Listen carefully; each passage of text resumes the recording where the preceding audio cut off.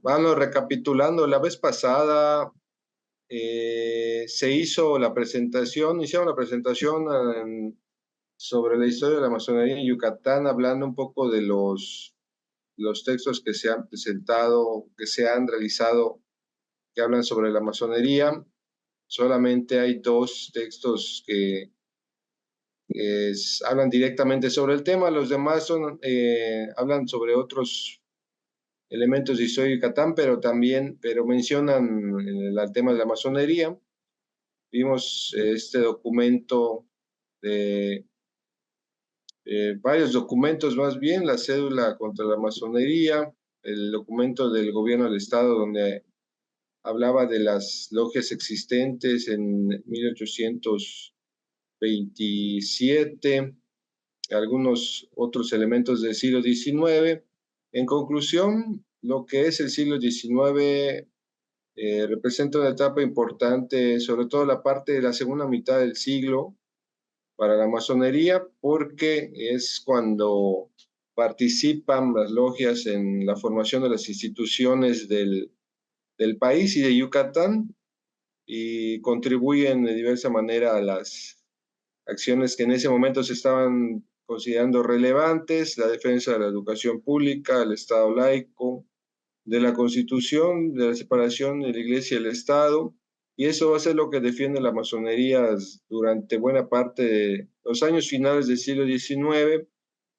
Y cuando inicia la Revolución Mexicana y llega Salvador Alvarado a Yucatán, que es en donde nos quedamos, es cuando se retoman estos planteamientos que habían quedado durante el porfiriato un poco de lado. Se retoman los mismos planteamientos con Salvador Alvarado, esos elementos, y ya con el gobierno de Alvarado se invita incluso a colaborar a las logias para que presentaran, como se dijo en una de los últimos comentarios, se dijo que se señaló cómo Alvarado había invitado a participar a las logias masónicas para que presentaran proyectos de gobierno para mejorar la clase media.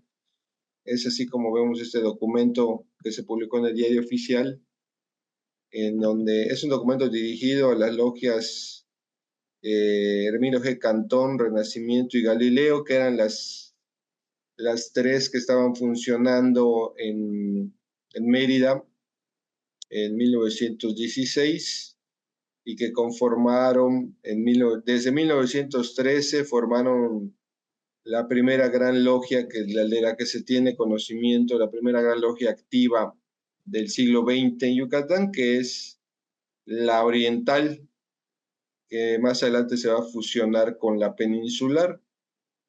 Pero ya en esta época había mucha actividad de las logias, propiciada por el resurgimiento que se da después de la caída de Porfirio Díaz, en el caso de Yucatán, después de la caída de Olegario Molina y Enrique Muñoz Arístegui, que se exilian. Olegario Molina se exilia en Cuba, es uno de los representantes de la oligarquía porfiriana, que también no he encontrado el documento o el, el elemento que permita ratificarlo, pero todo indica que Olegario Molina también pertenecía a la masonería. Sin embargo, que se exilia cuando empieza la Revolución Mexicana, y cuando llega Salvador Alvarado a Yucatán,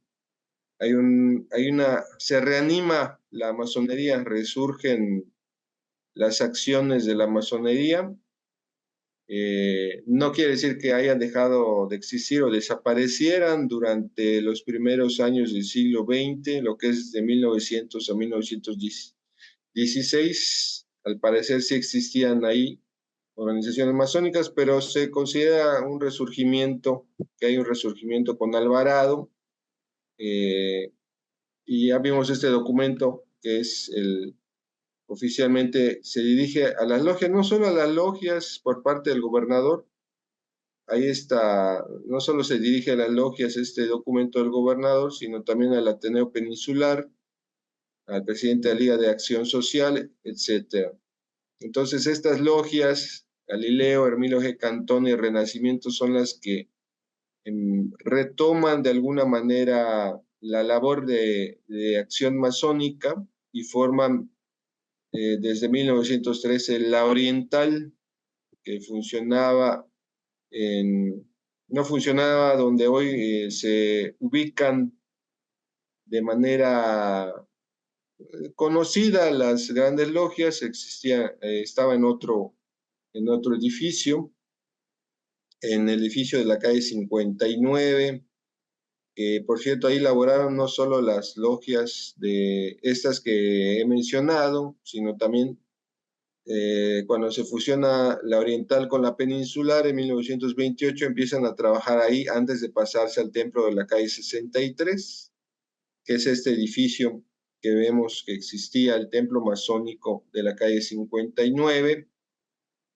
Ahí trabajaban las logias de la oriental, luego la oriental peninsular, las logias trabajaban allá. Entonces estaba ese edificio, se donó a la masonería, era un templo católico en la calle 59 y se convirtió en un templo masónico durante el gobierno de Salvador Alvarado. Es el arquitecto Manuel Amabilis quien también diseñó el Sanatorio Rendón Peniche, que hoy es la sede de la UNAM en Mérida, y diseñó el Parque Las Américas y la Casa de la Cultura, la casa que ocupa la Casa de la Cultura Jurídica, valga la redundancia, en la calle 59 también. Ese arquitecto que pertenecía a Estabilidad 17 es el que diseña el primer edificio de arquitectura neomaya, que es este templo masónico. Si ustedes ven ahí la imagen, hay otras imágenes, se ven un poquito más, donde se ve un poco más. Está coloreada esta imagen, es reciente. Bueno, aquí este es el edificio que era la iglesia, así se llamaba, el dulce nombre de Jesús.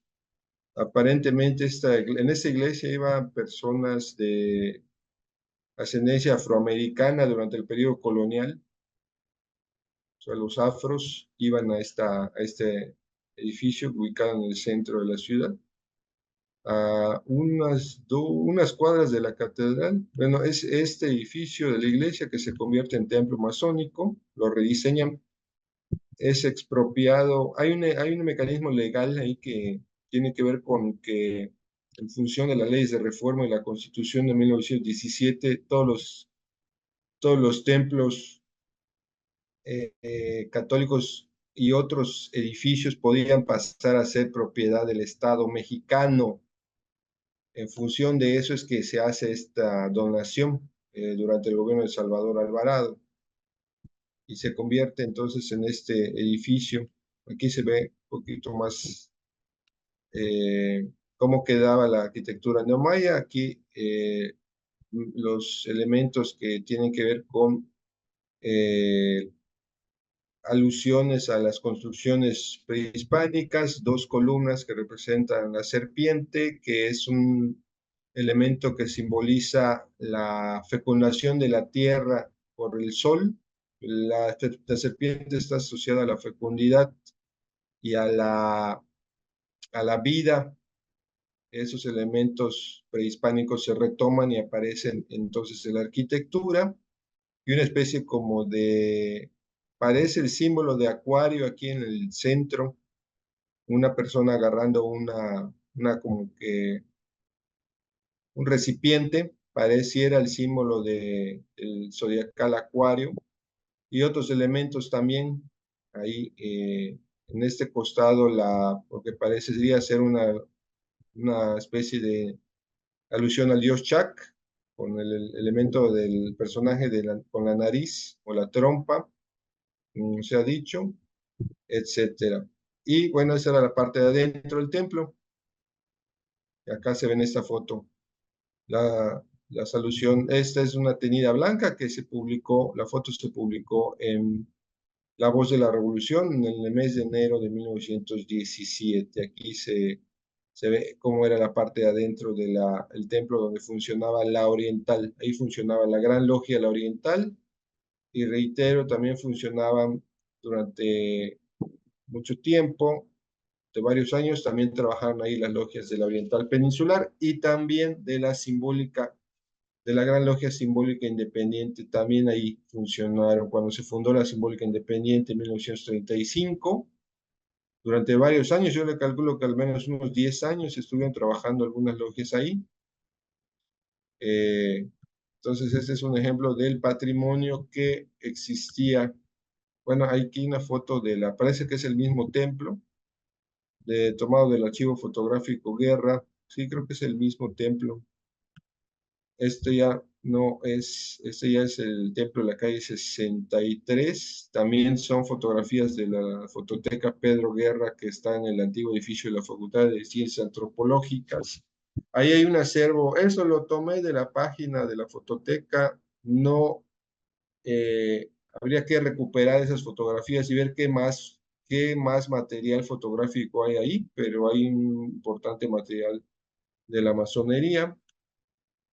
Eh, Esta es una postal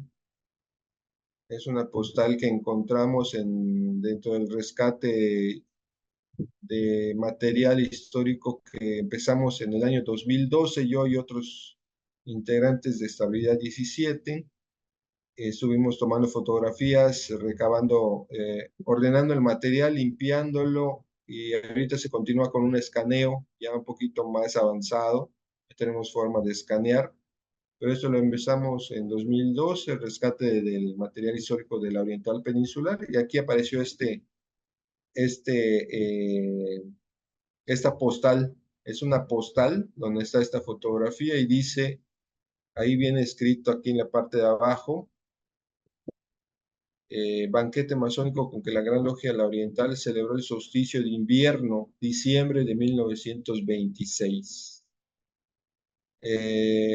Si es de la Oriental, probablemente ese sea uno de los de la parte del edificio de la calle 59, ahí donde se está celebrando el banquete. Vean estos personajes, a lo mejor no había tanto calor como ahorita, porque vean cómo están estos personajes con saco, todos prácticamente, corbata o un lazo, mirando a la cámara. Se ve que es una tenida, es una cena de solsticio, entonces se ven nutridas las columnas. Miren, son bastantes integrantes y están ahí celebrando el banquete. Entonces queda esta postal rescatada de diciembre de 1926. Aquí otra imagen del templo masónico. Aquí se ven las columnas también, estas representaciones eh, de tomas del tiempo prehispánico. Y bueno, este era el templo y aquí se ve la imagen y así es como quedó.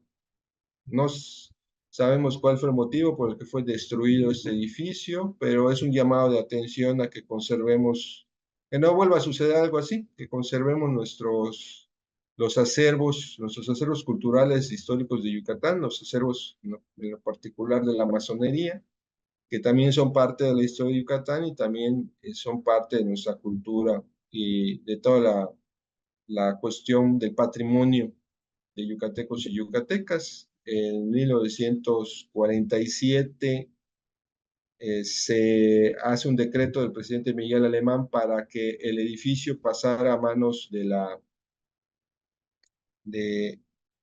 el, se convirtiera en un teatro, en el teatro municipal, el teatro del Ayuntamiento de Mérida.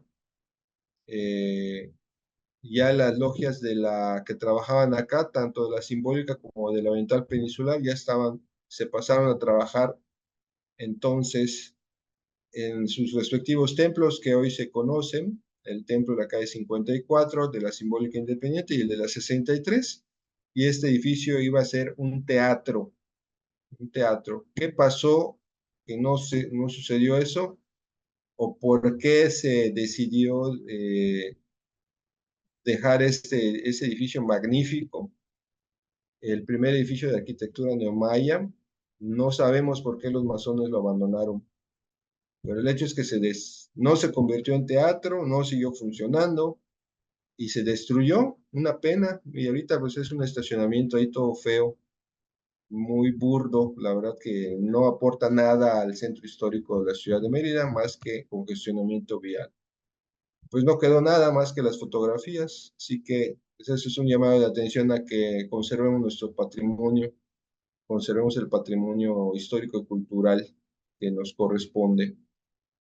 Eh, Decíamos, con Alvarado y Carrillo Puerto hay un resurgimiento de las logias. Esto lo tomé, este cuadro lo tomé o este esquema lo tomé de la tesis que mencioné más adelante, digo, más atrás, no más adelante, más la tesis que mencioné atrás, de esta tesis de José Crisanto Franco Mo, de ahí que retomo este cuadro donde él analiza y observa que había dos tendencias dentro de las logias en ese entonces, estamos hablando de los años 20, antes de la fundación de la peninsular y antes de la fusión de la oriental peninsular. La oriental, recordemos, se funda en 1913 con estas tres primeras logias que se reorganizan durante la Revolución Mexicana, que son Renacimiento, Hermilio G. Cantón y Galileo.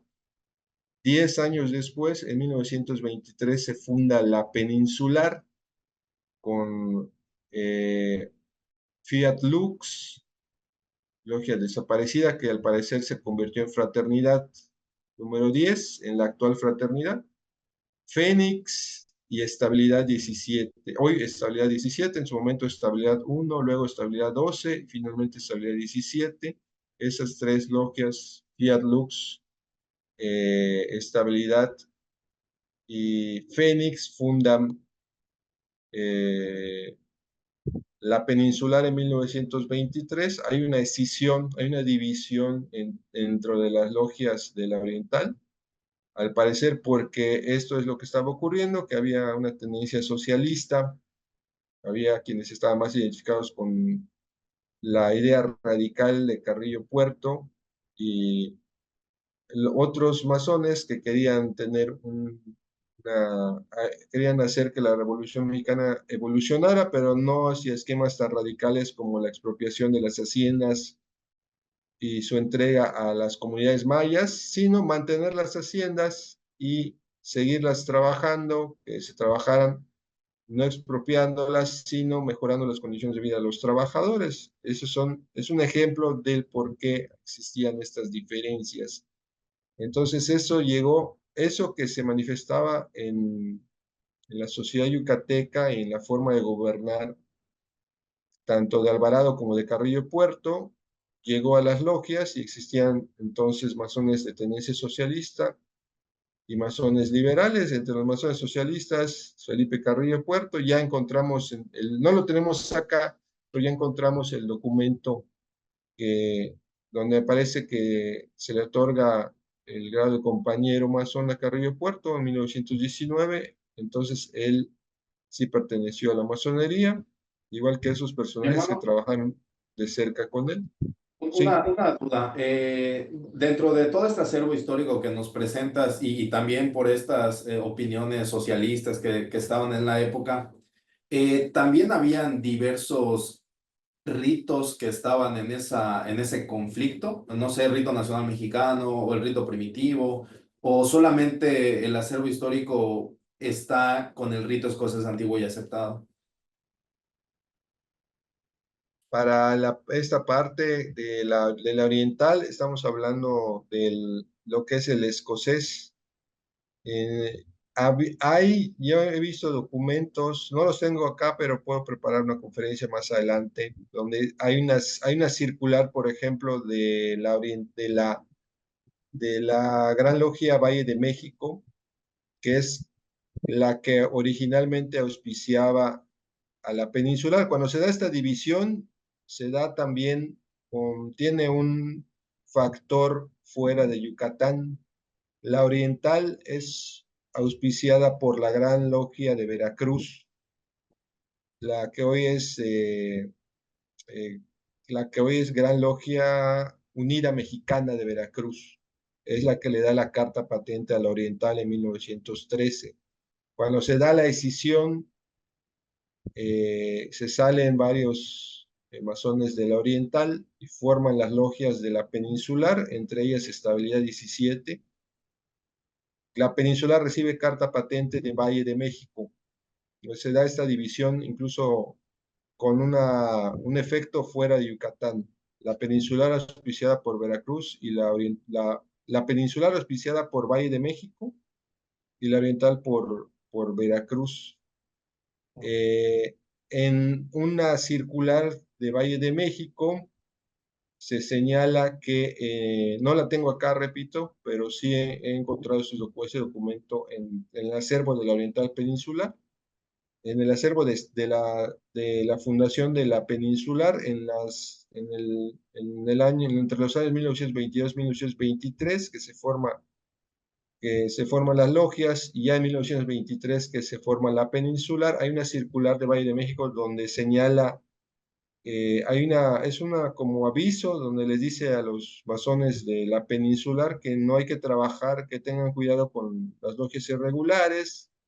Señala a las logias de la Oriental, que para la peninsular no eran regulares, y señala logias de rito nacional mexicano en Yucatán en 1923, y logias eh, sí, de rito nacional mexicano y del escocés, y me parece que una del yorquino. Entonces, en función de ese documento, podemos decir que esos ritos trabajaban el escocés en Yucatán. Además de ese rito, existía en 1923 el nacional mexicano y el yorquino. Qué interesante En, este dato que nos das, mi hermano, de que yo la verdad desconocía que acá el rito yo nunca había, Aquí en Yucatán, ¿no? nunca había escuchado. La verdad que es un dato bien interesante que nos proporcionas, mi hermano. Y pues nueva cuenta, agradecerte ahora esta segunda parte de la presentación y esperamos ahí poder seguirte molestando a la tercera o las que fuesen, porque es un tema muy apasionante, interesante y al que se ve que le has dedicado mucho tiempo y esfuerzo. Te lo agradecemos enormemente. sí, muchas gracias a ustedes por la invitación. Y sí, hay mucho más material. Yo solo estoy resumiendo, es un resumen muy apretado de 2 siglos de historia de la masonería del siglo XIX y siglo XX. Y aquí solo me estoy enfocando en la parte del material más accesible, o el que hemos podido conocer con mayor detenimiento, que es el de las logias de la Oriental Peninsular. Pero hay más información. O sea, si hay la referencia de rito nacional mexicano, pues debió haber archivos. Hay que localizarlos, lo mismo con otros ritos, y los de la Simbólica Independiente también, que se fundó en 1935. Seguramente tienen mucho material ahí que hay que leer, hay que estudiar, y seguramente se van a poder hacer trabajos muy importantes de las aportaciones de esa gran logia. Hay mucho más. Este es un resumen así muy de lo más relevante, pero hay más cosas sin lugar a dudas. Pues aprovechando el espacio, a ver si algún hermano por ahí del rito nacional tuviese algún acervo histórico para igual compartirnos y darlo a conocer en el Estado. Pues sería muy gratificante y muy un verdadero tesoro, ¿no? Sí, claro. Conocer eso. Claro. Bueno, pues Mario, te agradecemos mucho que nos hayas apoyado con esta pequeña charla. Entonces, pues nos despedimos. Nos despedimos, Mario. Seguimos pendientes para la siguiente. Nuevamente agradecerte de verdad que nos compartas este amplio, extenso y tan enriquecedor trabajo. Muchas gracias a ustedes. Todavía hay más material de esa presentación, pero cuando ustedes gusten se seguirá presentando, y estoy trabajando en hacer un libro de la historia de la masonería, y hay más información que puede ser utilizada con otra presentación. más adelante, cuando ya la tenga lista, les aviso y si hay la posibilidad, también se podría presentar. Perfecto, claro que sí. Claro, Claro que sí. encantados. Claro que sí, encantados de la vida. Pues muchas gracias, hermano. Que tengas un excelente sábado y seguimos en comunicación. Sale, hasta luego y saludos a todos. Saludos, hermano. Hasta luego.